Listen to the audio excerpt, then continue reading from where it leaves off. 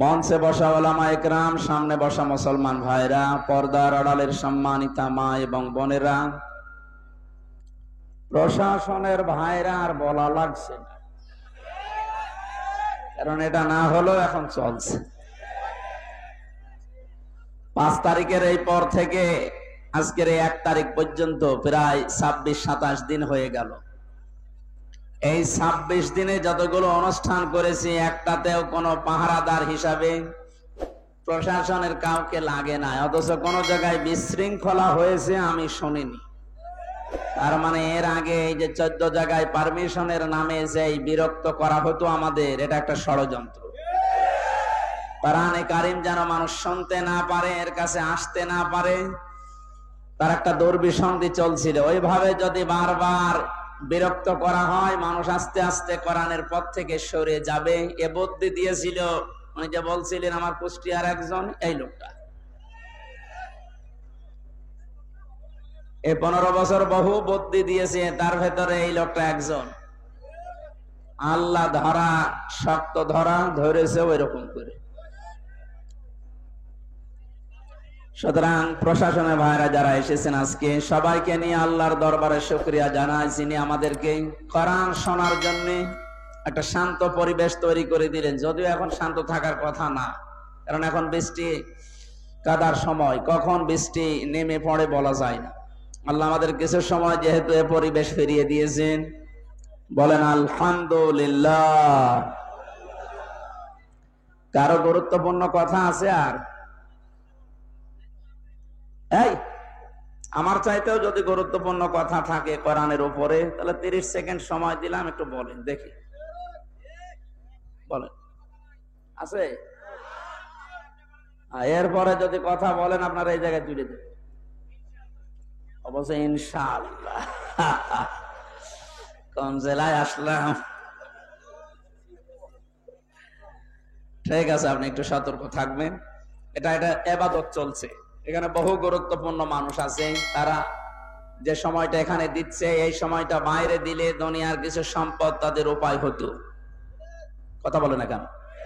এই যে ডাক্তার যারা বসে আছে বিভিন্ন, এই ডাক্তার গুলো যদি এখন অপারেশন করতো, ব্যবসায়িক কাজ যারা করে মোবাইলের মাধ্যমে, কম্পিউটারের মাধ্যমে, এরা যদি বাড়ি বসে বসে এখন এই সময়টা কাজে লাগাতো, বহু টাকা পয়সা উপায় করতে পারতো। কিন্তু এসেছে এই কারণে, কারণ এটা এখন সাধারণ অনুষ্ঠান না, এটা একটা ইবাদত। এটা কি চলছে বলেন তো? নিজের কর্মজীবন সব বাদ দিয়ে যদি নামাজ ইবাদত মনে করে আপনি যেতে পারেন 15 মিনিটের জন্য, এখানে 1 ঘন্টা সময় দিচ্ছেন, এইটাও নামাজের মতো ইবাদত। আফদালুল ইবাদাতি তিলাওয়াতুল কোরআন। নবীজি জানিয়েছেন যত নফল ইবাদত আছে, সবচাইতে উত্তম নফল ইবাদত আল্লাহর কাছে কোরআনের আলোচনা। বিশ্বনবী মসজিদে নববীতে প্রবেশ করলেন, একবার দেখলেন কিছু মানুষ জিকির করছে। বাম দিকে তাকিয়ে দেখলেন কিছু মানুষ আল্লাহর কোরআনে কারীম নিয়ে আলোচনা করছে। বললেন 2 দলই ভালো কাজে আছে, তবে সবচাইতে উত্তম কাজে আছে তারা যারা কোরআন নিয়ে ব্যস্ত আছে। আমার আল্লাহ আমাকে এই মুহূর্তে নির্দেশ দিয়েছে যে কোরআনে কারীম নিয়ে যারা আলোচনা করছে, আমি যেন শ্রোতা হয়ে ওই ময়দানে বসে পড়ি। সিরাজগঞ্জবাসী মুসলমান হিসাবে অবশ্যই উপলব্ধি করতে পারছেন যে অনুষ্ঠানের দাম এখন কত। নবীজি যদি এখন জীবিত থাকতেন আর এই সিরাজগঞ্জের এই গোল চত্বর দিয়ে যদি হেঁটে যেতেন, বিশ্ব নবী নিজে কোরআনের সম্মানে এই ময়দানে এসে শ্রোতা হয়ে বসে পড়তেন। এরকম একটা জায়গায় আপনি বসে আছেন, মনে করবেন এই জায়গায় নবী বসতেন। জীবনের সর্বোচ্চ খুশি এখন আমরা, এই জন্য বলছি আলহামদুলিল্লাহ।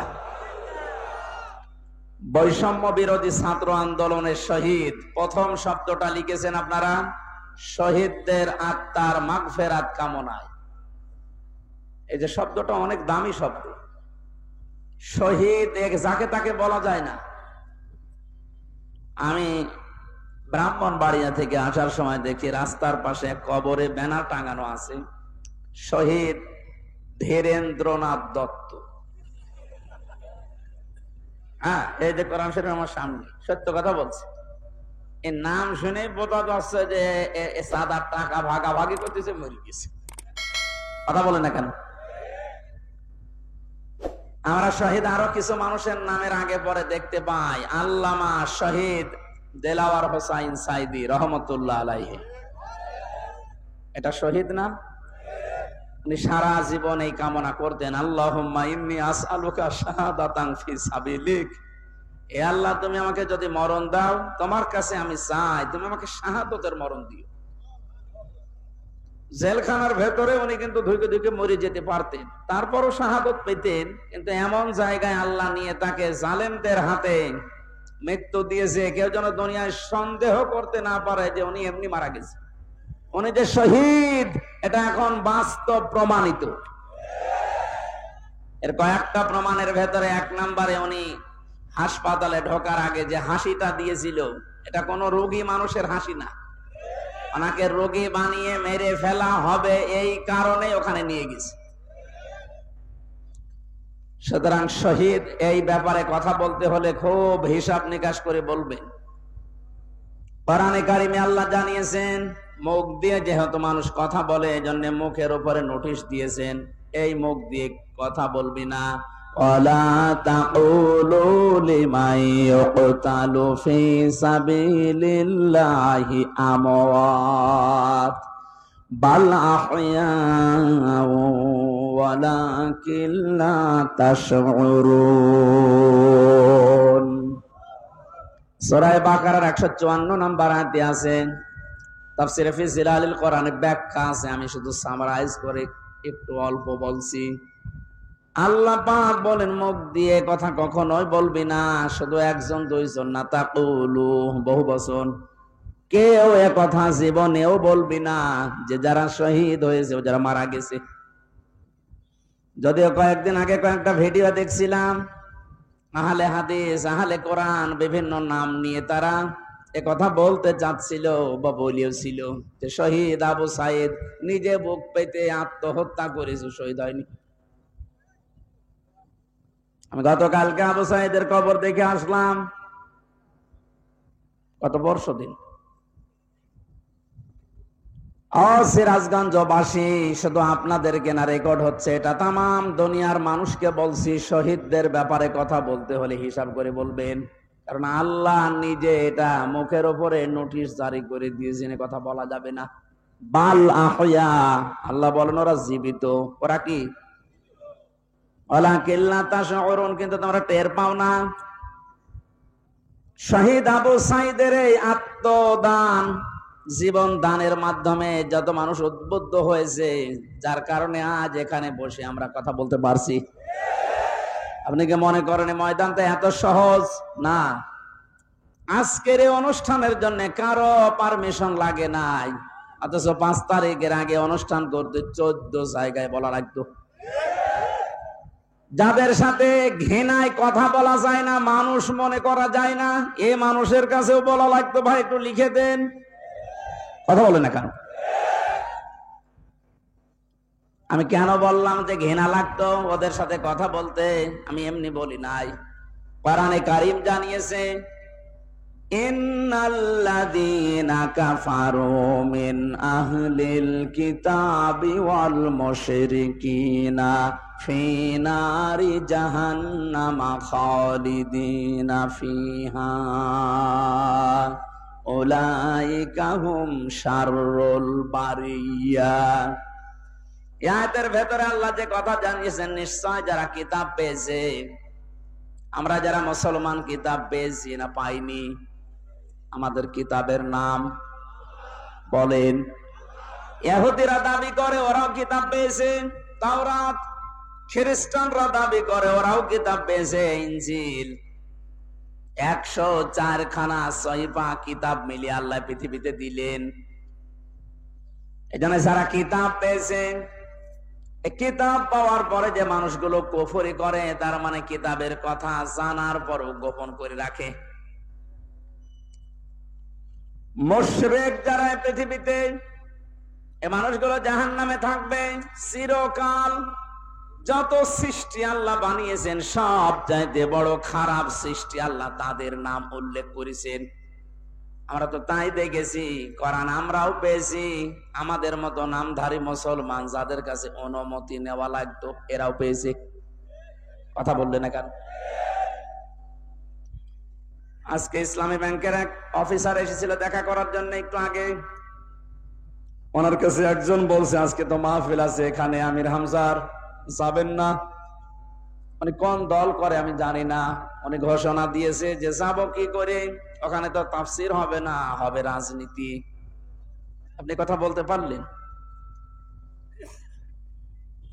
আমি কোরআনে মানুষ উল্টা পাল্টা ধারণা করবে আমার কথা শোনার পরে, জন্য আমি আয়াত, পারা, পৃষ্ঠা, লাইন, রুকু, সূরার নাম, তাফসীরের নাম সব বলে দেই, যে আপনি বাড়িতে মিলিয়ে দেখেন আমার কথা কোরআন হাদিসের বাইরে যায় কিনা। এরপরেও যে লোকটাই কথা বলেছে যে ওখানে ওয়াজ হবে না, তাফসীর হবে না, রাজনীতি হবে, রাজনীতি কি ওয়াজের বাইরে? রাজনৈতিক জীবনে যারা ভুল করছেন, কোরআন আর হাদিস বাদ দিয়ে যারা রাজনীতি করে জাহান্নামে যাচ্ছেন, আপনাকে তো আমার বাঁচানো লাগবে। আপনি আরো বন্ধু মনে করে আসবেন তাড়াতাড়ি না, উল্টা পাল্টা ফতোয়া দিয়ে নিজেও আসেন না, মানুষের মনে সন্দেহ তৈরি করেন।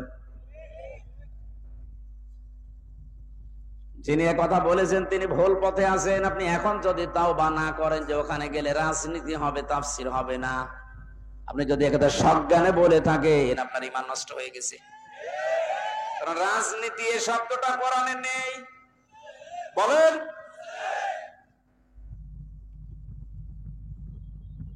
শুধু তাসবিহ আদায় করার জন্য, শুধুমাত্র নামাজ পড়ার জন্য, জিকির করার জন্য যদি আল্লাহ আমাদেরকে বানাতেন, তাহলে পুরা কোরআন শরীফে প্রায় 9 জায়গায় কথাটা আছে, সাব্বাহা লিল্লাহি মা ফিস সামাওয়াতি ওয়া মা ফিল আরদ। আসমান আর জমিনে যা আছে সব সৃষ্টিগুলো আমি আল্লাহর তাসবিহ আদায় করছে। তো মানুষকে সৃষ্টি করার পরে তারাও তাসবিহ আদায় করছে, কথা আল্লাহ কোরআনে দেয়নি। মানুষকে আল্লাহ কেন দিয়েছেন এই পৃথিবীতে? ইন্নী জাইলুন ফিল আরদি খলিফা, অবশ্যই জমিনে আমি প্রতিনিধি পাঠাবো, খলিফা। কি পাঠাবো? বলেন বলেন। কেন সৃষ্টি জগতের নাম বললেন? যে জমিন আসমানে যা আছে সবাই আল্লাহর তাসবিহ পড়ছে, আর মানুষ বানানোর আগেই তিনি বললেন আমি জমিনে পাঠিয়েছি খলিফা। এই আয়াত দুইটা সামনে রাখলে বোঝা যায় মানুষকে জিকির করার জন্য, তাসবিহ পড়ার জন্য আল্লাহ বানায়নি, আল্লাহ বানিয়েছে প্রতিনিধি হিসাবে। আপনি প্রতিনিধি হিসাবে যদি এসে থাকেন, আপনার যদি ওই যোগ্যতা না থাকে, তাহলে প্রতিনিধি আপনাকে অবশ্যই নির্বাচিত করা লাগবে। কথা বলে না কেন? এই যে প্রতিনিধি নির্বাচিত করা লাগে, আল্লাহ যেটা করে দেখিয়েছেন, এই এদিকে তাকান, এই নির্বাচিত, নির্বাচন, এই শব্দগুলো কোরআনে কারিম থেকে নেওয়া। আল্লাহ পাক বলেন হুয়া জিতাবাকুম ওয়া মা জাআলা আলাইকুম ফিদ-দীনি মিন হারাজ। তিনি আল্লাহ যিনি তোমাদেরকে নির্বাচিত করেছেন। কি করেছেন? নির্বাচিত কখন করা হয়? যখন নির্বাচন হয়। 15 বছর তো নির্বাচনই হয়নি, তো নির্বাচিত কিভাবে হলো? তার মানে যারা ছিল সব অনির্বাচিত। নির্বাচিত যেন করা যায় সেজন্যই তো ফিল্ড লাগবে। সমান সমান ফিল্ড না হলে আপনি নির্বাচিত করবেন কি করে? আমিরে জামাত ডাক্তার শফিকুর রহমান এইটাই তো জানাতে যাচ্ছে জাতির কাছে, যে যারা দায়িত্বে আছে তাদেরকে একটু সময় দেন, তারা এই ফিল্ডটা তৈরি করে দিক। এটা ছিল না বলেই তো আপনি আন্দাজে অনির্বাচিত, নির্বাচিত বলে আপনি ঘোষণা দিতেন। ফিল্ড যদি তৈরি না হয়, আপনি তো আবার ওইভাবে দিনের ভোট রাতে করে বলবেন আমিও নির্বাচিত। 4-5 দিন আগে এদেরকে দিয়ে একটা ষড়যন্ত্র চলছিল। নির্বাহী আদেশের মাধ্যমে আইন মন্ত্রণালয় থেকে যারা দায়িত্বে আছে, বিনা ভোটে, বিনা নির্বাচনে, 900 ভোটে যে মানুষগুলো আন্দাজে নির্বাচিত হয়েছি বলে ঘোষণা দিয়েছিল, একবারে উপজেলা চেয়ারম্যান, মেয়র সব বাদ দিয়ে দিয়েছে। ওই মানুষগুলো শুরু করেছিল, না আমরা তো নির্বাচিত। কিসে নির্বাচিত? তোমাকে ফের তৈরি করেছিলে। আমার তো মনে হয় এদেরকে যারা সাহায্য সহযোগিতা করেছে এই ভোটে দাঁড়ানোর মাধ্যমে নাম দিয়ে, এরা অপরাধী, কারণ এরা নির্বাচিত করতে দেয়নি। এখানে এ দল আছে, ও দল আছে, সব দিকে আছে। জাতীয় পার্টির নাম ধরে বলছি, এদের শাস্তি আরো বেশি হওয়া দরকার। কেউ রাজি হয় না, আর তুমি আগে আগে চলে গেলে মানে। আল্লাহ বলছেন হুয়া জিতাবাকুম, তিনি নির্বাচিত করেন। নির্বাচন না হলে উনি নির্বাচিত করবে কি করে?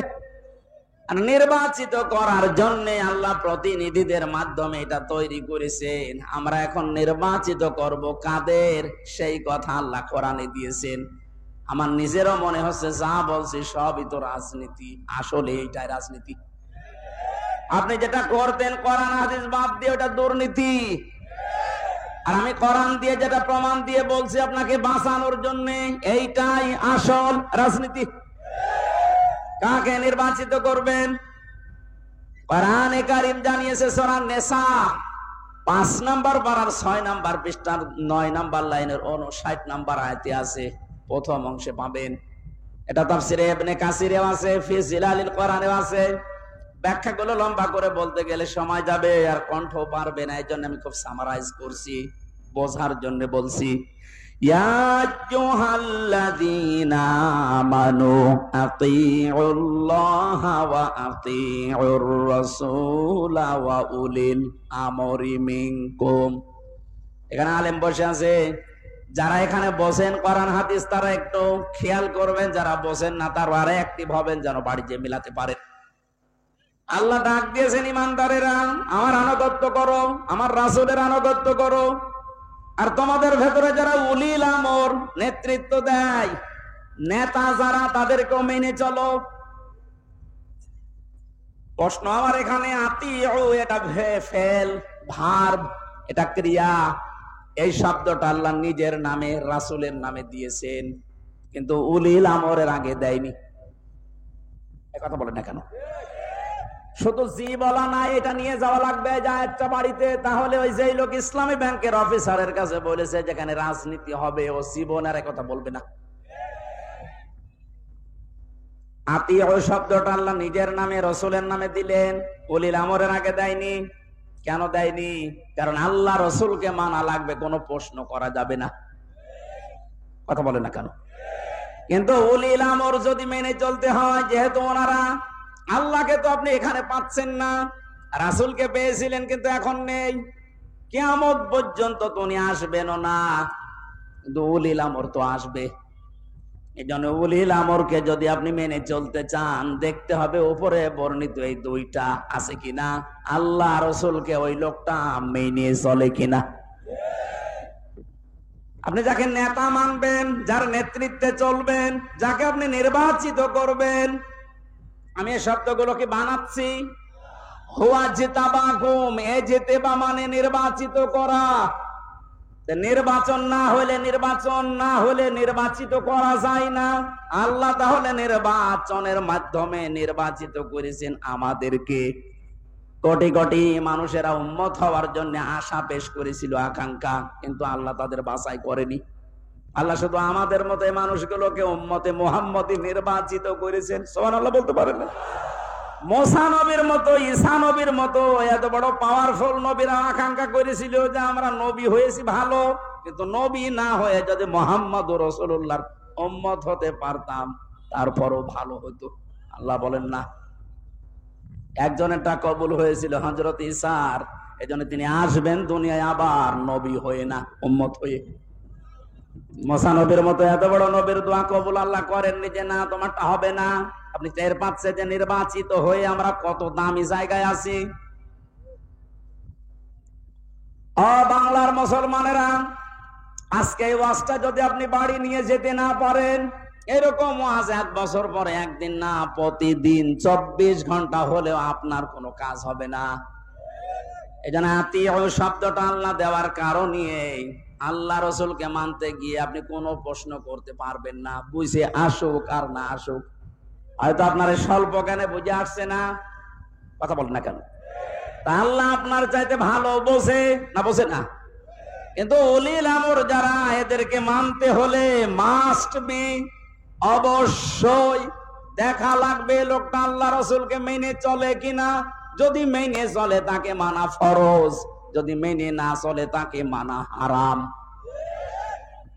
হযরতে সাদ ইবনে আব্দুল্লাহ ইবনে সাদ রাদিয়াল্লাহু তাআলা আনহু বিবাহ করার পরে খোরমা বিলি করলেন, মিষ্টি বা খোরমা খেজুর। মোনাজাত কমপ্লিট হয়ে গেছে, বিয়ে শেষ, বাসর ঘরে যাবেন। হঠাৎ করে এক কাসেদ চিঠি নিয়ে এসেছে, ডাক দিয়ে বলে, আব্দুল্লাহ খলিফাতুল মুসলিমিন হযরত ওমর চিঠিটা পাঠিয়েছে। উনি চিঠি খুললেন, ওখানে লেখা দেখলেন, ও আব্দুল্লাহ, যেখানে থাকো আমি রাষ্ট্রের দায়িত্বে আছি। ওমর, আমি তোমার উলিল আমর বলছি, আমি তোমার উলিল আমর বলছি, যেখানে থাকো চিঠি পাওয়ার পরে সঙ্গে সঙ্গে দেখা করো, তোমার জিহাদের ময়দানে পাঠাবো। উনি মুরব্বীদেরকে জিজ্ঞাসা করলেন, মুরব্বীরা বলে, হ্যাঁ আপনি যান, তো বাসরটা শেষ করেন। হযরত আব্দুল্লাহ ওই মজলিসে উঠে দাঁড়িয়ে কোরআনের কয়েকটা আয়াত পড়ে তাদেরকে জানিয়েছিলেন, ইয়া আইয়ুহাল্লাযীনা আমানু মা লাকুম ইযা ক্বিলা লাকুম ইনফিরু ফি সাবিলিল্লাহি সাকালতুম ইলাল আরদ আরাদিতুম বিল হায়াতিদ দুনিয়া মিনাল আখিরাহ ফামা মাতাউল হায়াতিদ দুনিয়া ফিল আখিরাতি ইল্লা কলিল। সূরা তাওবার ভেতরে আছে, আমি শব্দটা বোঝানোর জন্য আয়াতটা পড়লাম, খুব ভালো করে মিলান। তিনি মুরব্বীদেরকে বললেন, হে আমার মুরব্বীরা, আমার মাথার তাজ, আপনারা সম্মান করি আপনাদের। আল্লাহ কি ডাক দিলেন আমাকে, ঈমানদারেরা, যখন তোমাদেরকে আল্লাহর রাস্তায় বের হওয়ার জন্য বলা হয় তখন তোমরা মাটি কামড়িয়ে পড়ে আছো। তোমরা কি দুনিয়ার জীবন পেয়ে সন্তুষ্ট হয়ে গেলে? অথচ আখিরাতের তুলনায় দুনিয়ার জীবন একেবারেই সামান্য।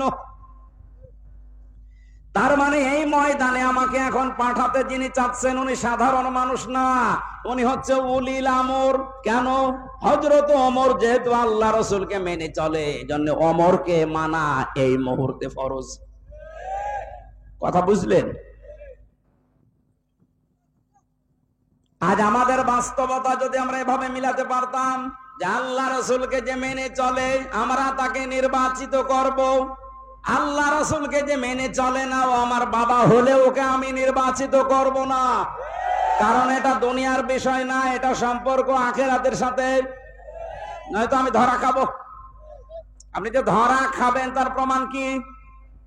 সূরা বানী ইসরাইল 15 নম্বর পারা 8 নম্বর পৃষ্ঠার 3 নম্বর লাইনের 72 নম্বর আয়াতের প্রথম অংশে আছে। বাড়ি যে মিলাবেন, যদি বিশ্বাস না হয় আবার ওই লোকের মতো আবার বললেন না যে না আজকে রাজনীতি হচ্ছে।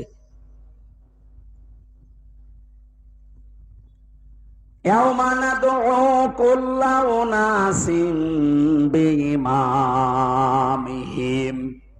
আল্লাহ পাক বলেন, কিয়ামতের দিন আমি প্রতিটি মানুষকে বিচারের দ্বিতীয় স্টেপে, প্রথম স্টেপে ডাকবে একা একা, আর দ্বিতীয় স্টেপে প্রতিটি মানুষকে আল্লাহ ডাক দেবে তার নেতার সাথে। কার সাথে? আগে নেতা, এরপরে কর্মী। এটা রেকর্ড হয়ে সারা বাংলাদেশে কালকে ছড়িয়ে যাবে। 18 কোটি মানুষের দায়িত্ব নিয়ে এখন আমি বলছি, কান খাড়া করেন দেশের মানুষেরা।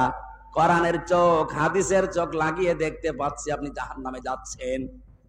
আপনার নিজের বিবেকের কাছে বলেন তো, কিয়ামতে প্রতিটি মানুষকে আল্লাহ যেহেতু তার নেতার সাথে তুলবে, যে নেতার আদর্শ আপনি মেনে চলেন, যাকে নির্বাচিত করবেন বলে আপনি ভোট দেওয়ার সিদ্ধান্ত নিচ্ছেন, আপনি নিজে থেকেই বলেন ওই লোকটা যদি কিয়ামতে আপনার সামনে দাঁড়ায় আপনি তার পেছনে। আল্লাহ তো আগে ওকে দেখবে, এরপর আপনাকে। আপনার কি মনে হয় ওর যা অবস্থা, ওর যা চরিত্র, ওর যা সুরত সিরাত, ওরে দেখলে আল্লাহ মাফ করবে বলে মনে হয়? দেখলেন? বলছেন না তো, এখনই ধরা খাবে।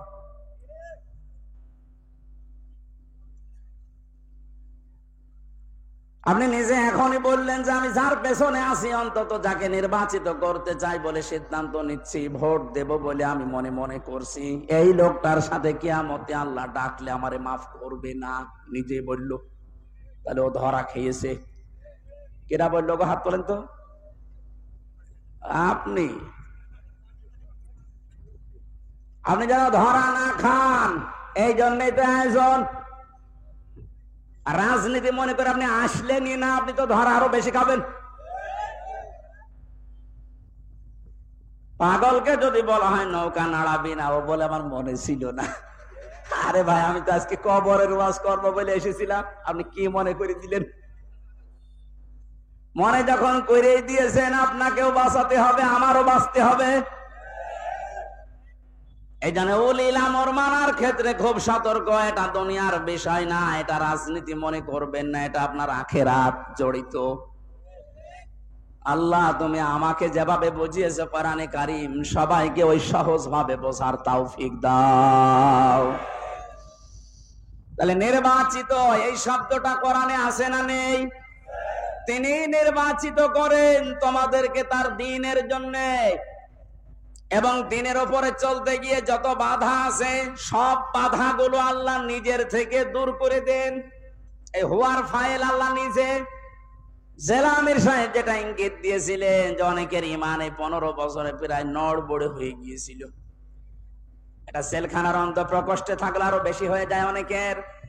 আমারও প্রায় কি হচ্ছে, এত কিছু হয়ে গেল, কিছুই করেন আল্লাহ। আল্লাহ বলেন দ্বীনের উপরে যদি সত্য সত্যই টিকে থাকতে পারো, যত বাধা বিপত্তি ঝড় ঝাপটা আসবে আল্লাহ নিজে ওইটা দূর করে দেবে। এটা যে আল্লাহ নিজে দূর করে দিয়েছে, আমরা অনেকে মনে করছি ছাত্রদের কারণে, না, আল্লাহ নিজে দায়িত্ব নিয়ে এ পাথর সরিয়েছে। তারা এ পাথর সরানোর জন্য শুধু ছাত্ররা না, আল্লাহ যদি নিজে দয়া না করতো কখনো এ জালেম পালাইতো না। ওর মনের ভেতরে আল্লাহ এত ভয় তৈরি করে দিয়েছে, দলীয় লোকগুলোকে বইলিয়ে যাবে সে সময়ও পায়নি। মাঝখান থেকে এই পাগলরা এখন বিপদে আছে। আমার মনে হচ্ছে পাগলগুলো বেশি অত্যাচার করেছিল এই যে হারুন আঙ্কেল। হারুন আঙ্কেল ওনার নাম এখন সারা পৃথিবীতে জানে, 3 ইঞ্চি। কি নাম দিয়েছে, মহিলারাও 3 ইঞ্চির খবর নেই। মেয়ে লোক সেও বলে 3 ইঞ্চি, ধরা পড়েছে।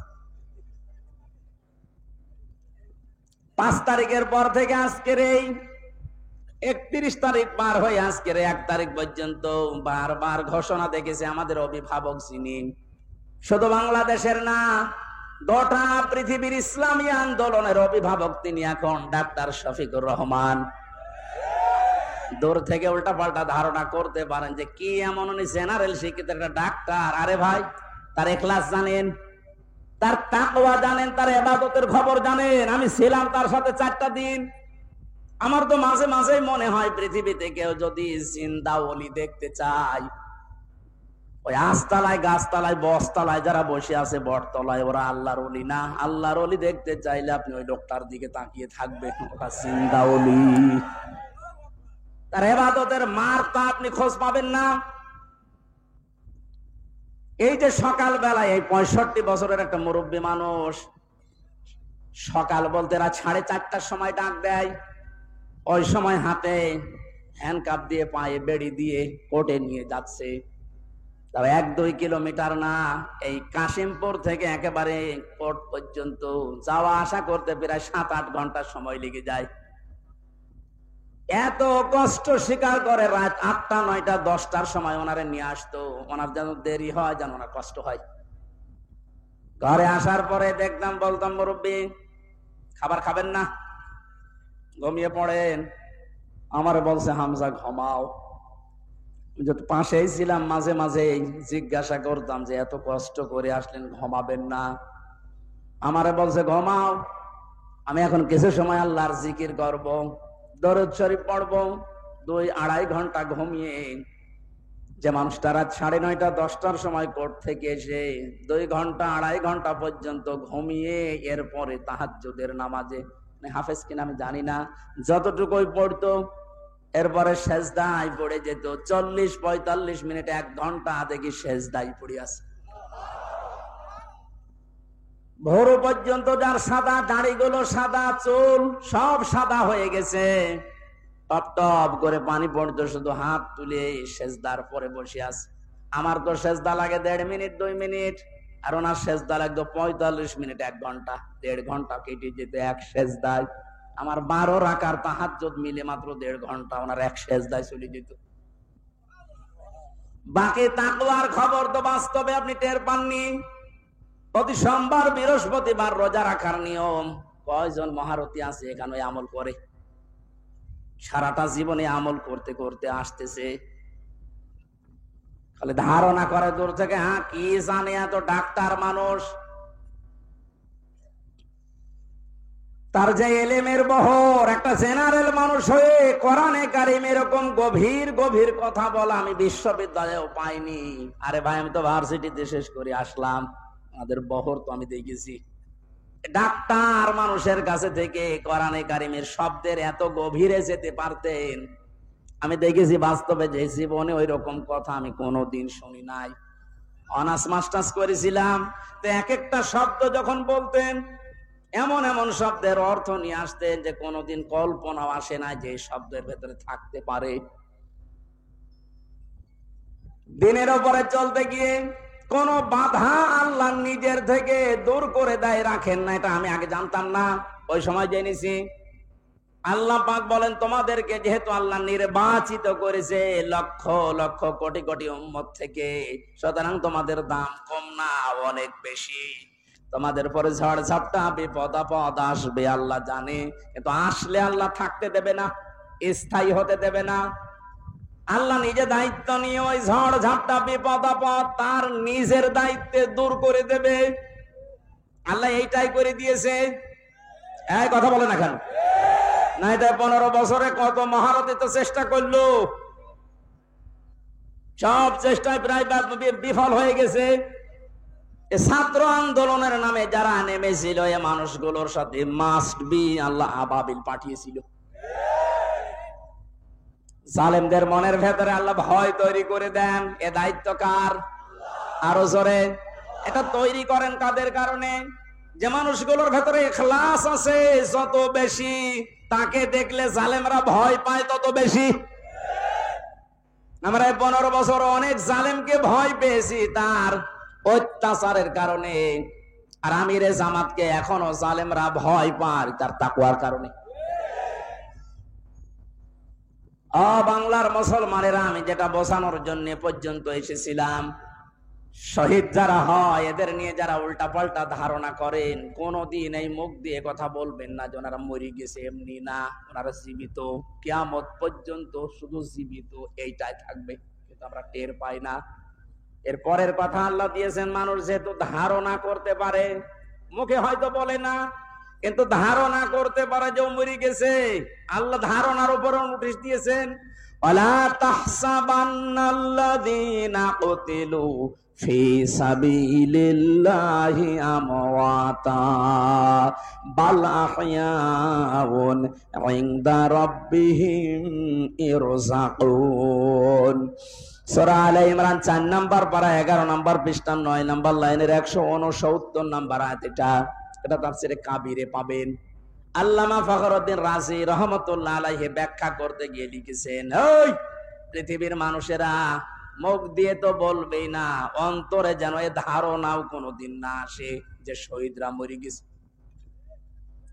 এটা ধারণাও করা যাবে না। বালা হইয়াউন, বরং তারা জীবিত, বরং তারা কি? আরো জোরে। ইনদা রাব্বিহিম ইরযাকুন, তারা তাদের রবের কাছে খাবার খাচ্ছে। শহীদ আবু সাইদের বাড়িতে গিয়েছিলাম, যে গরিব মানুষ, 6টা ছেলে ওনার, এটাই ছোট। ওনার বাবা মারে বলছিল, যে অবস্থায় ওদের বাড়ি ঘর দেখলাম, আমার মনে হয় 3 বেলা পেট পুরে খাবার খাওয়ার মতো পরিবার না। আল্লাহ তার জীবনটা এত বেশি পছন্দ করেছিলেন, সাধারণভাবে মরণ দেয়নি, এত সাহস তার বুকের ভেতরে দিয়েছিলেন, জালেমদের সামনে জীবনটা দিয়ে শাহাদত বরণ করে কিয়ামত পর্যন্ত জান্নাতি খাবার খাবে। কোন সন্দেহ নেই, কিয়ামত পর্যন্ত আল্লাহ খাওয়াবে। কারণ যেহেতু মরে না, জীবিত থাকে, আর জীবিত থাকলে খাওয়া লাগে, খাওয়া লাগে না? আর খেলে রক্ত গোশত তৈরি হয়, খাবার খেলে মানুষের রক্ত গোশত তৈরি হয়। ওই দিন আমার মাহফিল, দিন রাতের বেলা গিয়েছিলাম ওখানে, রাত 9:30টার পরে অনুষ্ঠান ছিল আমার গাইবান্ধার গোবিন্দগঞ্জে। ওখানে এসে উঠলাম, জেলা আমির সাহেব এসে আমারে বলছে, আমির হামজা, 1 মাস আগে এখানে সাব্বির নামে একামতে দিনের একজন, ওকে মেরে ফেলা হয়েছিল। 1 মাস পরে ওর কবর খুঁড়ে কবর ভেঙে গেছে বৃষ্টিতে, দেখলাম ওর কবরের ভেতর থেকে তাজা রক্ত পাওয়া যাচ্ছে। সিরাজগঞ্জবাসী, আল্লাহর কসম করে বলছি, কোরআনের আয়াত আমি 100% বিশ্বাস করি। শাহাদত বরণ করলে সত্যি এরা কিন্তু মরে না, এরা জীবিত। আর জেগে থাকলে যেহেতু খাওয়া লাগে, আর খেলে মানুষের রক্ত গোশত চর্বি চামড়া তৈরি হয়। 1 মাস পরে এই জন্য কবর ভেঙে যাওয়ার পরে দেখা যাচ্ছে ওর রক্ত টাটকা রক্ত। তার মানে আল্লাহ 1 মাস তাকে না খাওয়িয়ে রাখে নাই। না খাওয়িয়ে রাখলে তো পাওয়া যেত না। কথা বলেন না কেন? একটা বাস্তব আর একটা প্রমাণ দিচ্ছি, হাদিস। হযরতে হামজা রাদিয়াল্লাহু তাআলা আনহু, তার একটা ছোট্ট মেয়ে ছিল। সে শহীদ হওয়ার পরে নবীজির কাছে এসে বলেছিল, ভাই, আমার বাবা যে শহীদ হয়েছে, আপনার মুখে আমি শুনেছি, কোরআনে আছে যে শহীদরা মরে না, জীবিত, ওরা নাকি জান্নাতে ঘুরে বেড়ায়। আমার বাবা যে শহীদ হয়েছে জীবিত, আমি এটা দেখতে চাই। নবীজি বললেন, বোন আমার, কি করে দেখাবো এখানে তোমাকে? হঠাৎ করে ছোট মেয়েটা আকাশের দিকে তাকিয়ে বলছে, আব্বু আমি এখানে। নবীজি বলছেন, বোন কাকে ডাক দাও? বলছে, আব্বু ওই যে পাখা লাগিয়ে কার সাথে যেন উঠতেছে। বিশ্ব নবী বলেন, বোন আমার, ওটা দুনিয়া না, ওটা জান্নাতের ভেতরে তোমার বাবা জান্নাতের পাখি হয়ে উঠতেছে। এই লোকটাকে 70 টুকরা করা হয়েছিল, এক লজ্জা স্থান কেটে 3 টুকরা করেছে, বিভিন্ন জায়গায় ছড়িয়ে ছিটিয়ে দিয়েছে, উহুদের ময়দানে, পাহাড়ি এলাকায়। সাহাবায়ে কেরাম তার লাশ টুকরা টুকরা গুলো এনে যখন এক জায়গায় করলেন, কয়েকটা টুকরা আর পাওয়া যায়নি, এমন দূরে দূরে তারা ফেলে দিয়েছে। নবীজি নিজের চাদরটা দিয়ে হযরতে হামজাকে ঢেকে দিলেন, মাথা থেকে হাঁটু পর্যন্ত ঢেকেছিল হাদিস এটা, পার বেরিয়ে থাকে, ঢাকা যায় না। আল্লাহর নবী মুহাম্মদুর রাসূলুল্লাহ নিজে সাহাবীদেরকে দিয়ে পাহাড়ি এলাকার লতা পাতা দিয়ে তার পাটা ঢেকে দিলেন, কবরে রাখলেন। যেহেতু জানাজ, তার জন্য কাফন দাফনের জন্য ধোয়ানোর কোন লাশ ধোয়ানোর সিস্টেম নেই, শহীদরা মরে গেলে ধোয়ানো লাগে না, যেভাবে ইন্তেকাল করবে, শাহাদত বরণ করবে, ওইভাবেই কবরে দেওয়া লাগবে। কারণ কিয়ামতের দিন উনি ওইভাবে আল্লাহর সামনে উঠে দাঁড়াবে। আপনি যদি দেখবেন, আবু সাইদ কিয়ামতে যখন উঠবে, 4টা গুলি লেগেছে যেখানে যেখানে, ওইটা নিয়ে দাঁড়াবে ঠিক ওইভাবে। আল্লাহ জিজ্ঞাসা করবে, আবু সাইদ তোমার শরীরে এতগুলো গুলি, রক্তের দাগ কেন? বলবে, আমি সালেমদেরকে হটানোর জন্য, মানুষের অধিকার প্রতিষ্ঠার জন্য চেষ্টা চালিয়েছিলাম। শেষ পর্যন্ত জালেমরা আমার বুকে, আমার পেটে, আমার মুখের উপরে গুলি লাগিয়েছে। যে সমস্ত জায়গায় গুলি লেগেছে, ওই জায়গাগুলো একেবারে জিন্দা নিয়ে তোমার সামনে আমি হাজির হয়ে গেছি। হযরতে হামজাকে আল্লাহর নবী কবরে রাখলেন। এই ডিস্টার্ব হচ্ছে কেন? ডাক দিয়ে বলেন হামজাকে, রব্বুল আলামিন, এই যে আমার চাচাকে আমি কবরে রাখলাম, এখন পর্যন্ত আমার চাচার উপরে আমি রাজি আছি, খুশি আছি। মাবুদ, আমি তোমার গোলাম হয়ে বলছি, তোমার রসুল হয়ে দাবি করছি, আমার চাচা হামজার উপরে তুমি রাজি হয়ে যাও। নবীজি বলেন, যদি আমি রাজি হয়ে গেছি, আল্লাহ তুমি রাজি হয়ে যাও, আল্লাহ দেরি করবে? দেরি যে করে নাই, আয়াত তার প্রমাণ তাফসিরে পেয়েছি আমি। ওনাকে কবর দেওয়ার 30 বছর পর কবরটা ভেঙে গিয়েছিল। মদিনা একটা ঢল হওয়ার কারণে দেখে রক্ত ভেসে আসতেছে পানির ভেতরে। ওই সময় হযরতে হামজার সাথে যারা ছোট বয়সে যুদ্ধ করেছিল তারা এখন মুরব্বী হয়ে গেছে। রক্ত অনুসন্ধান করতে করতে গিয়ে দেখে 30 বছর আগে মুহাম্মদুর রাসূলুল্লাহর চাচা হযরতে হামজাকে ওরা যেখানে যেখানে আঘাত করেছিল তরবারি দিয়ে, ওই জায়গাগুলো দিয়ে ফিনকি দিয়ে রক্ত বের হচ্ছে। বাংলার মুসলমানেরা ভালোভাবে মিলান, আল্লাহ যে আহয়াউন দিয়ে শেষ করেননি, ইনদা রাব্বিহিম ইরযাকুন, তারা তো জীবিত এবং খাবার খায়। উনি যে খাবার খেয়েছে তার প্রমাণ 30 বছরের তাজা রক্ত। কথা বলেন না কেন? এজন্য কোনদিন এই ধারণা করবেন না যে যারা শহীদ হয়ে গেল এরা মরে গেছে, বলবেন তো নাই, ধারণাও করা যাবে না। এই শহীদদের আত্মার মাগফিরাত আল্লাহ ওদেরকে এমনিতেই মাফ করে দিয়েছে। কারণ কি? ওয়ালিয়াকুলামাল্লাহুল্লাযীনা আমানু ওয়া ইয়াত্তাখিযা মিনকুম শুহাদা আল্লাহু লা ইউহিব্বুজ জালিমিন। রব্বুল আলামিন বলেন, কিছু মানুষকে আমি সাধারণভাবে মরণ দিতে চাই না। যার ঈমান এবং যার অ্যাক্টিভিটিস কাজকর্ম আমার কাছে পছন্দ হয়, ওই মানুষটাকে আমি আল্লাহ শাহাদাতের মরণ দিয়ে ধন্য করে দেই। আর জেনে রাখো আয়াতের শেষের কথা, আল্লাহু লা ইউহিব্বুজ জালিমিন, কোন জালেমকে আমি ভালোবাসছি না, বাসবো না। এটা মোজারে বর্তমান ভবিষ্যৎ, প্রেজেন্ট ফিউচার। এজন্য জালেম যারা, তাদের কপাল বড় খারাপ। আপনার দুনিয়াও শেষ, আখিরাত তো শেষই। আমি দোয়া করলেও হবে না জালেমদের জন্য, কারণ আল্লাহু লা ইয়াহদিল কওমাজ জালিমিন, জালেমদেরকে আল্লাহ হেদায়েত দিচ্ছে না, দেবে না। আমরা আর যাই করে যেন জালেম হয়ে না যায়। এই শব্দটা যেহেতু খুব গুরুত্বপূর্ণ, জালেম। আজ অনেক জালেম বিদায় নেওয়ার পরে এখন অনেকে নব্য জালেম হওয়ার জন্য চেষ্টা চালাচ্ছে। গতকালকে চুয়াডাঙ্গার একটা খবর শুনলাম, আমি কোরআনের আয়াতের সাথে মিলিয়ে আশ্চর্য হয়ে গেছি। জালেম বিদায় নিল, এ জালেম আসলো কোত্থেকে? সূরা বাকারার 114 নম্বর আয়াতটা। এই এদিকে তাকান।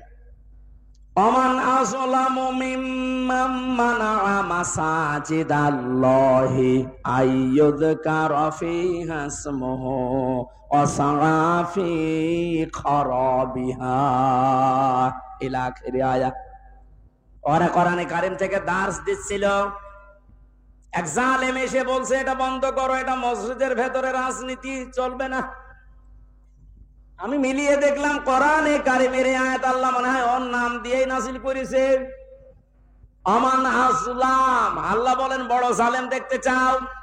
আমি আল্লাহর দৃষ্টিতে সবচাইতে বড় জালেম ওই লোকটা, মিম্মাম মানা মাসাজিদ আল্লাহ, যে লোকটা আল্লাহর মসজিদের ভেতরে নিষেধ করে, আইয়ুযকারা ফীহা ইসমুহু, তার নামের জিকির করতে, তার নামের আলোচনা করতে আল্লাহর ঘর মসজিদে যারা নিষেধ করে এরা আল্লাহর দৃষ্টিতে বড় জালেম। আমরা মনে করছি জালেম হয়তো বিদায় হয়ে গেছে, না, এখনো নব্য জালেম তৈরি হচ্ছে। এজন্য জালেম যদি কেউ হয়ে থাকেন, বুঝে হন আর না বুঝে হন, থামেন, আপনার কপালে আগুন লাগবে।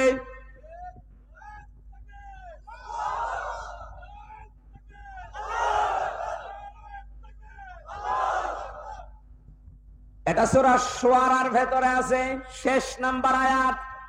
আল্লাহ বলেন অতি শীঘ্রই জালেমরা তাদের পরিণতি, তাদের আশ্রয়স্থল দেখতে পাবে। এই জালেমরা যেমন আজ দেখতে পাচ্ছে, এত বড় দরবেশ কেউ দেখলাম জুলুম করার ফল কি? দাড়ি কেটেও বাঁচতে পারে না। আল্লাহ বলেন জালেমদেরকে আমি ধরি, কারণ জালেমের বিরুদ্ধে আমার মামলা। কার মামলা? শব্দটা লক্ষ্য করেছেন? জালেমের বিরুদ্ধে হামজা মামলা দেবে না, জালেমের বিরুদ্ধে মামলা দেবে কে? ডাক্তার শফিকুর রহমান আজকেও ঘোষণা দিয়েছে কুষ্টিয়ায় যে আমরা সবাইকে সাধারণ ক্ষমা করে দিলাম, কিন্তু যে পরিবারগুলো অত্যাচারিত হয়েছে তারা যদি এখন অত্যাচারের প্রতিশোধ নিতে গিয়ে কিছু করে, ওইটার জন্য আমরা দায়ী না। শব্দটা তো আসলে ঠিক, কারণ ওয়াইন আকাবতুম ফাআকিবু বিমিসলি মা উকিবতুম বি। আল্লাহ বলেন যতটুকু অত্যাচারিত হয় প্রতিশোধ অতটুকু নিতে পারবা। আমার তো যতটুকু মনে হচ্ছে এতটুকু নিলেও জালেমরা দুনিয়ায় টিকে থাকতে পারবে না। আপনাকে ব্যারিস্টার আরমানের মতো 8 বছর যদি মাটির নিচে ওই কবরের ভেতরে রাখা যায়, আপনি যত বড় জালেম হন এমনি মরে যাবেন। আল্লাহ তো বলেছে যতটুকু করেছে অতটুকু করো, আপনি পারবেন?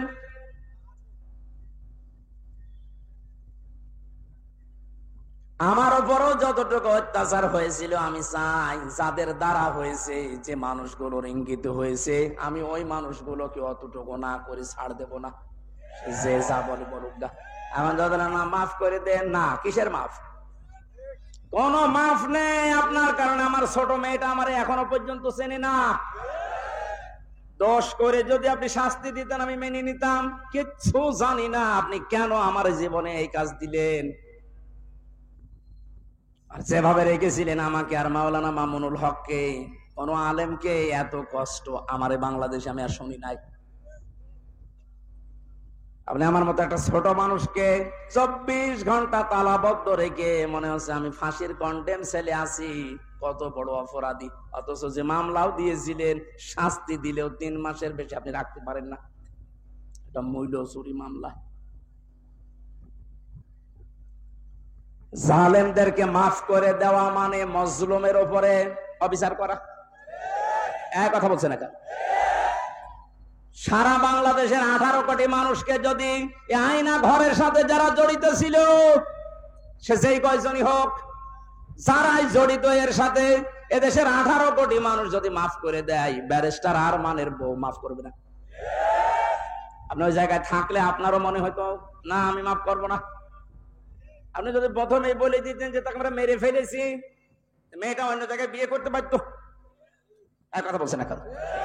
এমন অবস্থায় রাখলেন তার বউটা বিয়েও করতে পারে না 1টা বছর। যুবতী মেয়ে এভাবে জীবন্ত যৌবন কঠিন বিষয়, আপনি টের পাচ্ছেন না। তাই এটা ঠিক রাখা কত কঠিন বিষয় উনি পার করেছেন। আপনি বলছেন মাফ করে দিন, মাফ করে দিন। মানে আপনার মেয়ে যদি হয়তো,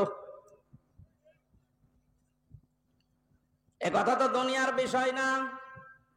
জালেম যারা জুলুম করছেন আজ এবং নব্য জুলুম করার জন্য যারা প্রস্তুতি নিচ্ছেন, আপনি কিন্তু নিজের কপালে আগুন লাগাচ্ছেন। এখানে আল্লাহর ঘরের ভেতরে যদি আল্লাহর নাম, আল্লাহর কোরআনের কথা কেউ বলতে নিষেধ করে, এটা দুনিয়ায় সব চাইতে বড় জালেম।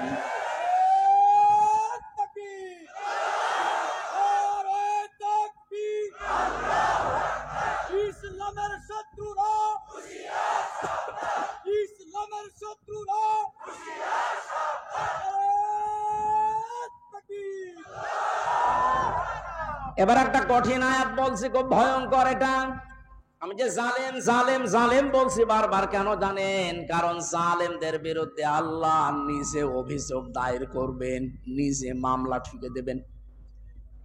ইন্নামাস সাবিলু আলাল্লাযীনা ইয়াযলিমুনান নাস। সূরা শুরার 42 নম্বর আয়াত প্রথম অংশে আছে, আল্লাহ পাক বলেন অবশ্যই আমি আল্লাহ নিজে মামলা দেব জালেমের বিরুদ্ধে, যারা মানুষ হয়ে মানুষের উপরে জুলুম করেছে, অত্যাচার করেছে। যারা বাংলার জালেমেরা, আপনার দুনিয়ার জীবন শেষ, আর আখিরাত তো আপনি আল্লাহর মামলার আসামি। যিনি বিচারপতি, যিনি রায় দেবেন, তিনি যদি মামলার বাদী হয়, আপনি তো একেবারে সরাসরি খালাস পেয়ে যাবেন। বলেন না কেন? আমার মামলার যারা আসামি, যারা বাদী ছিল, যারা আমার মামলার যারা বাদী ছিল, তারা টাকা পয়সা বহু খেয়েছে আকিস গ্রুপের কাছ থেকে। গত পরশু দিনও আকিসের মালিক আমারে বলছে, হুজুর আপনাকে আমরা চাকরি দিয়েছিলাম আমাদের মসজিদের খতিব হিসাবে, ওই শয়তানরা আপনাকে পেছে ফেলে আমাদের কাছে কয়েক কোটি টাকা 5 তারিখের আগ পর্যন্ত নিয়েছে। যদি 5 তারিখ না আসতো ওরা এখনো টাকা নিত। আমার মামলার আয়োজক লোকটা মেজানুর রহমান, টেকের হাটে বাড়ি। আমার মনে হয় ওরে পেলে পিটিয়ে মানুষ জনগণ মেরে ফেলবে। আর বাকিগুলোর নাম একবার বলেছিলাম অজয় কুষ্টিয়ার এক মাহফিলে। তারা পরের দিন বলছে, হুজুর আর নাম বললেন না, কিছু হলে কিন্তু আমরা মারা পড়ে যাব। কেমন ভয় আছে জালেমরা দেখেন। তবে এই যে লোকটা, এই লোকটা 5 তারিখের আগের দিন 4 তারিখ রাত্রে টাকা নিয়েছে। এই মামলার আয়ুটা ও এখন নাই, থেমে গেছে। আমার মনে হয় 5 তারিখ বাংলাদেশে না আসলে ও শয়তান এখনো টাকা নিত।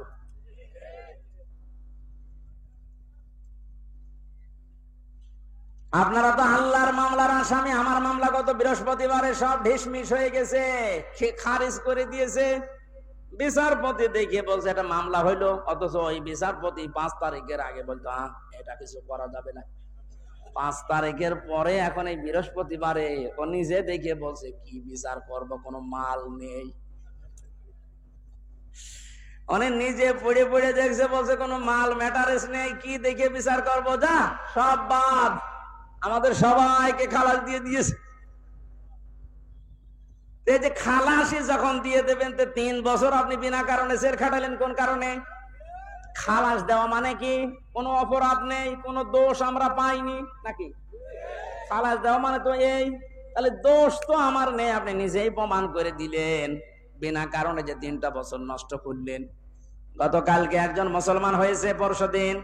আমার মনে হয় 3টা বছরে যদি আমি বাইরে থাকতাম, এই 20 সালের আগ পর্যন্ত 53 জন মানুষ মুসলমান হয়েছিল কোরআন শোনার পর। বের হয়ে একজন হয়ে গেল। 3 বছর থাকলে আমার মনে হয় এখনো পর্যন্ত 50 জনের উপরে মানুষকে আমি জান্নাতে নিতে পারতাম। আপনি সুযোগ থেকে বঞ্চিত করে দিলেন। এজন্য জালেম যারা, তারা হামজার মামলার আসামি না। হামজার মামলার আসামি তো হবেনি। কিয়ামতে আমি না পাপ করলে আপনি জান্নাত যেতে পারবেন না। আর সবচাইতে বড় দুঃখ আপনার জন্য, আপনি আল্লাহর মামলার আসামি। আল্লাহ আমাদের হেফাজত করুন জালেম হওয়া থেকে, বলেন আমিন। আমিরে জামাত শুধু একবার একটু ইঙ্গিত দিয়েছে, এক জালিমের হাত থেকে মুক্তি পেয়েছি, আর কোন জালেম যেন আমাদের মাথার উপরে বসতে না পারে। আর অনেকের এখন দেখছি চুলকানি আরম্ভ হয়ে গেছে। কোন কারণ আপনার চুলকানি আসবে? আপনি কি জালেম? তার মানে আপনি নিজের থেকেই মনে মনে ভাবছেন যে আমি এগুলো করছি, সামনেও করব। আপনিও জালেম। ঠাকুর ঘরে কে রে? আমি তো কলা খাই। অনেকে আপনার নাম বলে বলেছে, বলেন কোন কারণে নিজের দিকে টেনে নেন?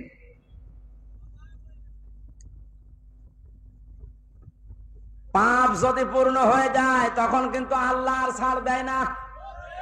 ওয়ালা ইয়াহসাবান্নাল্লাযীনা কাফারু আন্নামা নুমলি লাহুম খায়রুল লিআনফুসিহিম ইন্নামা নুমলি লাহুম লিয়াজদাদু ইসমা ওয়ালাহুম আযাবুম মুহিন।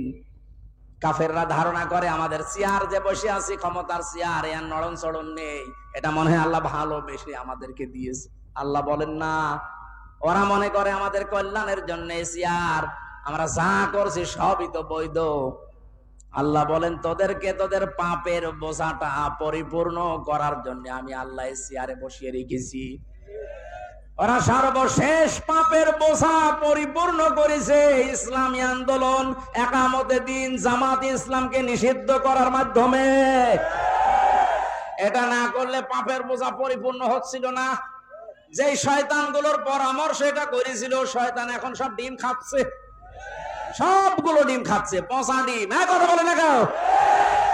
লিয়াজদাদু ইসমা, ওদের পাপের বোঝা 5 তারিখের আগ পর্যন্ত পূরণ হয়নি। যেই করেছে 1 তারিখে, 4 তারিখের ভেতরে আল্লাহ সব কমপ্লিট করে দিয়েছে। আল্লাহুম আযাবুম মুহিন, ওদের জন্য অপমানজনক শাস্তি। এর চাইতে আর কত অপমান হবে বলেন? বলছিলেন না জেলামের যে কেক মারছে, আমার মনে হয় আমরাও সুযোগ পাচ্ছি না। সুযোগ পেলে আমরাও 2-1টা দিতাম। কারণ আপনারা যা করেছেন আমার সাথে, কম বেশি এই দেশে যদি 10 জন আলেমকে পরিস্থিতির দিক থেকে, এলেম আমল না, শুধু পরিস্থিতির দিক থেকে 10 জন মানুষকে সারা বাংলাদেশে চেনে, তার ভেতর আমি একজন। এটার ভেতর থেকে শুনতে শুনতে আসে যে হামজা বলে একজন আছে। গাড়িতে আসার সময় মায়ের কোলে বসে বসে কি খাচ্ছে, চিপস খাচ্ছে, আর বলছে ওই যে হামজা যাচ্ছে। তার মানে ও পেটের ভেতরে শুনে এসেছে যে হামজা নামে একজন আছে।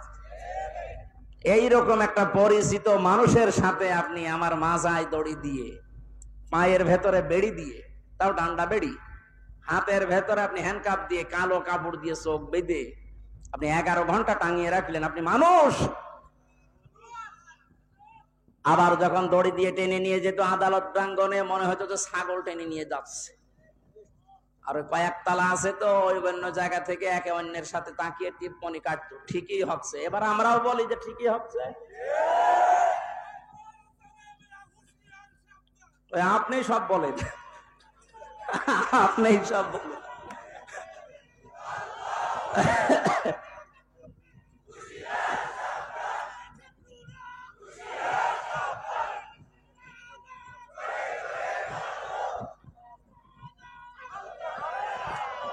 আলহামদুলিল্লাহ ভাই,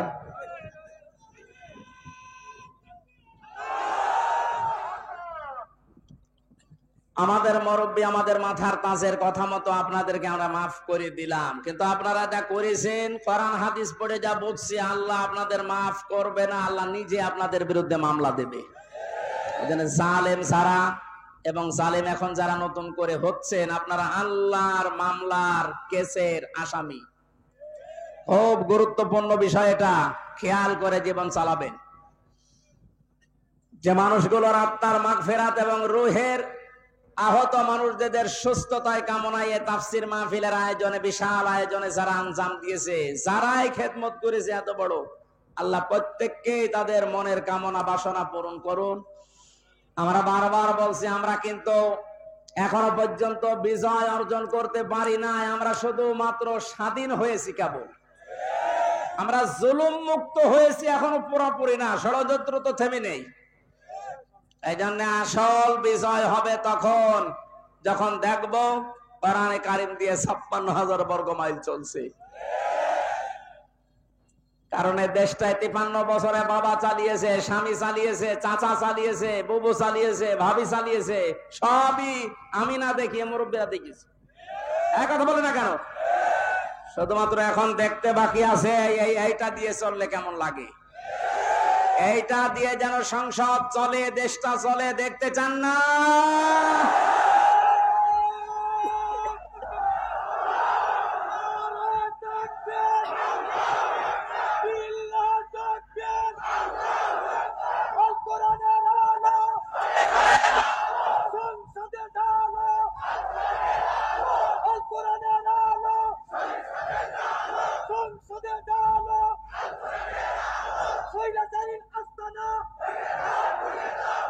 আলহামদুলিল্লাহ। অনেককে এখন এই নতুন একটা পায়তারা আজ 2 দিন থেকে শুনছি আরম্ভ করেছে যে ইসলাম যদি যায়, এরা ভুলভাল আপনাদেরকে বোঝাচ্ছে, যদি ইসলাম যায় মেয়েরা আপনারা কিন্তু আবার ঘরবন্দি হয়ে যাবে। এই জুজুর ভয় দেখিয়ে লাভ নেই, মেয়েরা এখন বুঝতেছে। আপনি স্ট্যাটাস গুলো পড়েন ফেসবুকে, অধিকাংশ মেয়েরা এখন বলতে চাচ্ছে ইসলাম আসলে আমরা মায়ের কোলে থাকবো। আমিরে জামাত ঘোষণা দিয়েছে, যদি আল্লাহ আমাদেরকে কবুল করেন, মেয়েরা যে নিরাপত্তা পাবে, কিয়ামত পর্যন্ত এই দেশের মেয়েরা ভুলতে পারবে না যে আবার কোরআন বাদে অন্য কিছু আসুক। আমরা ওইটা দেখাতে চাই, দেখাবো ইনশাআল্লাহ। কোরআনের সূরা শূরা, শূরা মানে সংসদ, শূরা মানে কি? যেহেতু সংসদ নির্বাচন সামনে আসছে, সংসদ নির্বাচন করার জন্য যে 7টা পদ্ধতি আছে, 7টা গুণ দেখে দেখে নেতা নির্বাচন করা যায়, ওই কথাগুলো আল্লাহ সূরা শূরার ভেতরে দিয়েছেন। আমরা মাত্র একটা আয়াত পড়েছি, আয়াতের নাম্বারও 7। কত? আমরা সবকিছু বাদ দিয়ে সরাসরি কোরআনের আয়াতে যাচ্ছি। আল্লাহ পাক বলেন, ওয়াকাযালিকা আওহাইনা ইলাইকা, আমি এইভাবেই করে হে নবী আপনার প্রতি ওহী নাজিল করেছি। এই আয়াত নাজিল করা দেখে বোঝা যাচ্ছে এর আগেও আল্লাহ বিভিন্ন নবীদের উপরে ওহী দিয়েছিলেন, নাকি ধারাবাহিকতায় বিশ্ব নবীও পেয়েছেন, আল্লাহর নবীকে আল্লাহ যেটা দিলেন কোরআনান আরাবিয়্যা, নবীকে যে আল্লাহ ওহী দিয়েছেন তার নাম আরবি কোরআন। কি কোরআন? এই ভাষাটা যেহেতু আমাদের মাতৃভাষা না, এই জন্য আমাদের কাছে একটু কঠিন লাগে, কিন্তু পৃথিবীতে সবচেয়ে সহজ ভাষা আল্লাহ জানিয়েছেন আরবি ভাষা। ওহী যেহেতু কোরআনে কারীম আরবি ভাষায় এসেছে, মুসলমানেরা আমাদেরকে এখন ইমানের দাবি অনুযায়ী আরবি ভাষায় শুদ্ধ করে কোরআন শিখতেই হবে, মাস্ট বি। আমি অনেক পীর সাহেবের মুরিদ, অনেক ইসলামী আন্দোলনের ভাইদেরকেও দেখেছি কোরআনে কারিমের কাছে যে ওরা দুর্বল। শুদ্ধ করে কোরআন পড়া বোঝার যে সিস্টেম গুলো চালু আছে, এটা 100 ভাগ এখন আমাদের ফলো করা লাগবে। আমি যতটুকু দেখতেছি প্র্যাকটিক্যাল লাইফে, যে রিপোর্ট গুলো পূরণ করা হয় প্রতিদিন 3 আয়াত 5 আয়াত 10 আয়াত আপনি যা পড়বেন শুদ্ধ করে পড়বেন, বুঝবেন এবং এটা লিখে রাখবেন। এই সিস্টেম যদি কেউ 4 মাস 6 মাস 1 বছর পালন করতে পারে, আস্তে আস্তে তার শুদ্ধ হয়ে যাবে। আর এটা হওয়ার জন্য দেশে একটা বিশ্ববিদ্যালয় আছে, তার নাম জামাতে ইসলামী। আমি অন্য কোন জায়গায় এসে সিলেবাসটা পাইনি। আপনি যা যা করেছেন সবগুলো পয়েন্ট আকারে ওখানে লেখা লাগে।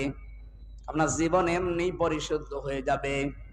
নিজেকে যদি পবিত্র করতে চান, পরিশুদ্ধ করতে চান, ফিরে আসেন। আহ্বান জানাচ্ছি, দাওয়াত দিচ্ছি।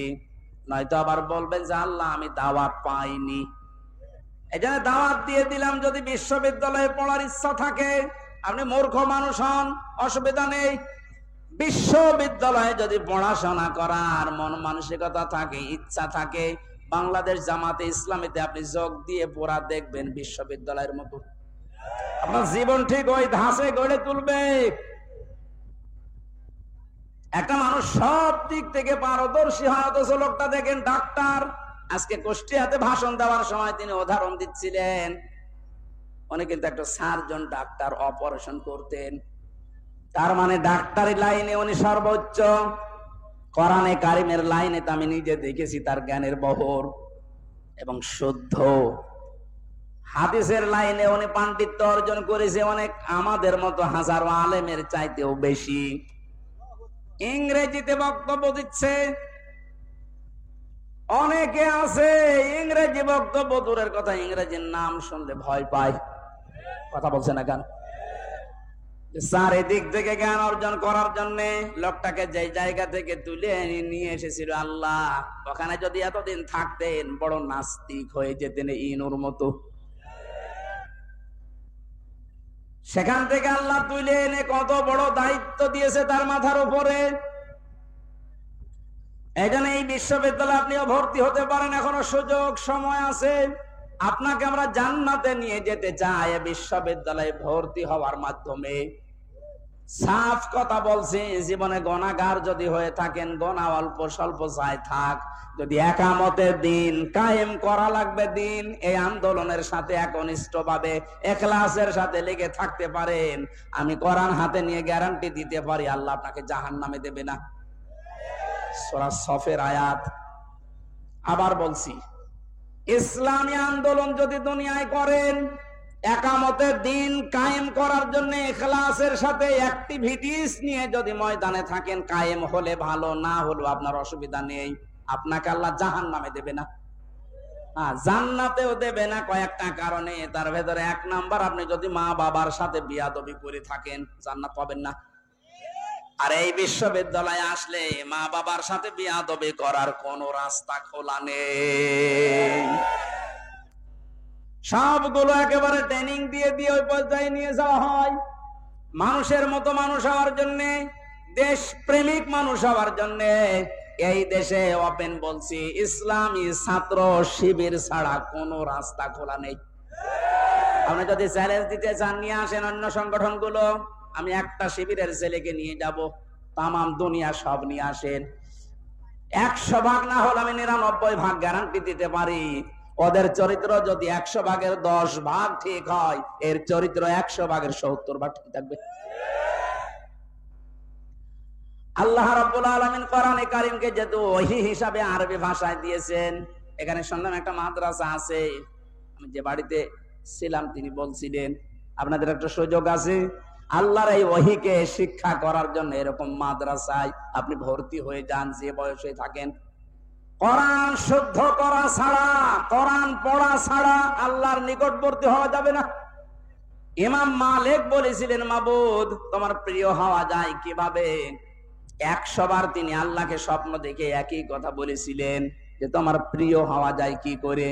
আল্লাহ পাক বলেন, ইমাম মালিক কোরআন পড়ো, কোরআন পড়ো। উনি বারবার প্রশ্ন করতেন, আল্লাহ বুঝে পড়বো না বুঝে পড়বো? আল্লাহ পাক বারবার জবাব দিয়েছেন, বুঝে পড়ো না বুঝে পড়ো, শুদ্ধ করে পড়ো, তার তিলের সাথে পড়ো, আমি আল্লাহর প্রিয় পাত্র হয়ে যাবে। এজন্য আমরা যেহেতু মালিকের প্রিয় হতে চাই, এজন্য আমাদের শুদ্ধ করে মাস্ট বিয়েটা পড়া শেখাই লাগবে। আল্লাহ রাব্বুল আলামিন এর পরে বলেন, লিতুনযিরা উম্মাল কুরা ওয়া মান হাওলাহা। হে নবী, এই কোরআন দিয়ে আপনি মক্কার এবং মক্কার আশেপাশে যা আছে, এই আশপাশ বলতে তামাম দুনিয়া বুঝিয়েছেন আল্লাহ। তাফসীর ইবনে কাসিরে লিখেছে, আমান হাওলাহা মানে সমগ্র পৃথিবী। সুতরাং এখন নবী নেই, উনি থাকলে এই কাজটা করতেন। সৌদি আরব থেকে বাংলাদেশে এসে আপনাদেরকে সতর্ক করতেন। এই সতর্ক বাণী পড়া কোরআন শরীফে আছে 500টা। কয়টা? সবচেয়ে বেশি যেই বিষয়টা দিয়ে মানুষ সতর্ক হতে পারে তার নাম কিয়ামত। কারণ এইটার জবাবদিহিতা যতদিন পর্যন্ত আপনি উপলব্ধি করতে না পাবেন যে কিয়ামত হবে, আল্লাহ বলেন, তুনজিরা ইয়াউমাল জামিউ লা রাইবা ফি, ওই দিন সম্পর্কে সতর্ক করো যেদিন সম্পর্কে কোনো সন্দেহ নেই, সন্দেহের অবকাশ পর্যন্ত নেই। মানুষের জীবন পরিচ্ছন্ন হওয়ার জন্য 8টা মাধ্যম আছে, তার 1 নাম্বার মাধ্যম এইটা যে যত বেশি জবাব দিতে হবে, আল্লাহর দরবারে দাঁড়াতে হবে, এরকম টেন্ডেন্সি যত বেশি তৈরি করবে তার জীবন তত বেশি পরিচ্ছন্ন হবে।